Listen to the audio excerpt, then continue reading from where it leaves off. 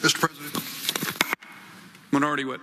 Mr. President, several weeks ago, the House of Representatives passed a bill to repeal the Affordable Care Act and to replace it. It was passed without hearings.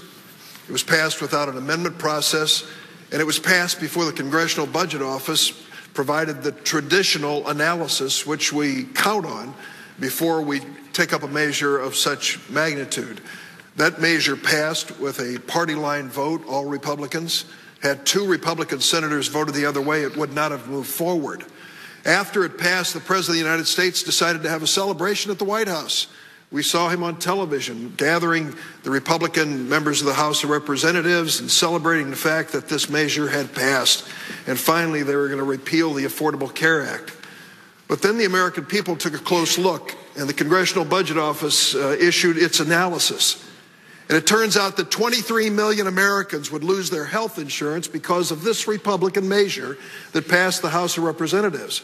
It turns out as well there'd be a dramatic increase in health insurance premiums for people between the ages of 50 and 64. It turned out that in my state and many other states, hospitals were in danger. The Illinois Hospital Association says they would lose 60,000 jobs in Illinois with the dramatic cutbacks in Medicaid, endangering hospitals in rural areas and inner city areas. The facts started coming out about this repeal bill passed by the House of Representatives, and the President of the United States had a change of heart and announced to the American people it was a mean bill. A mean bill. The President was right. It was mean legislation. Mean to the millions who lost their health care, mean to seniors who would find their premiums going up dramatically, mean to the people living in rural areas and small towns who count on those hospitals. Well, the President was right. It was mean. And then the responsibility shifts to the United States Senate. The Majority Leader, Senator McConnell, and his Republican followers had a chance to do a bill that was not mean. They had a chance to sit down on a bipartisan basis and to have the same process we used to create the Affordable Care Act. That would have involved public hearings. We had 50 public hearings on the Affordable Care Act. It would have involved a real amendment process. The Affordable Care Act had 300 amendments. How many were offered by the Republicans? Over 150 offered and adopted in a bipartisan process when we passed the Affordable Care Act. The American people got a good look at the bill. The Congressional Budget Office issued their analysis before we voted on it. And we passed it, and I'm glad we did, and I'm proud of that vote. But what happened in the Senate? Republicans, they went into secrecy. 13 chosen Republican senators all sat in a room and wrote the alternative, or so we're told. They met in secret and never once had a public hearing. Never once disclosed to the American people what was being debated. Never once gave an opportunity for real bipartisan cooperation to strengthen our existing health care system. Not at all.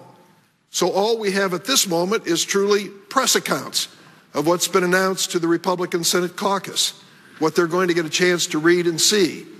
But it's enough to see that when it comes down to the basics, there's not much of a change between the House of Representatives effort and the Senate effort. You know, Mr. President, you can put a lace collar on a pit bull and it's still a mean dog. What we have with the Republicans in the Senate here is an attempt to dust off the edges of the House bill and say, this is not as mean. I'll tell you, at the end of the day, from the reports we have, this is still a mean dog, and one that the people of the United States don't want to see happen. There isn't a single medical advocacy group, not one in my state, and I don't know any nationwide, that endorsed what the Republicans in the House have accomplished with the passage of their bill, and this bill mirrors it as well, and we can expect the same result. So the only thing we can offer the American people is a chance to be part of the conversation on a bill that will literally change health care for millions of Americans. And if they're going to be part of the conversation, there's got to be a chance for amendment and debate at least, and a chance for the American people to see what's in the Senate Republican measure.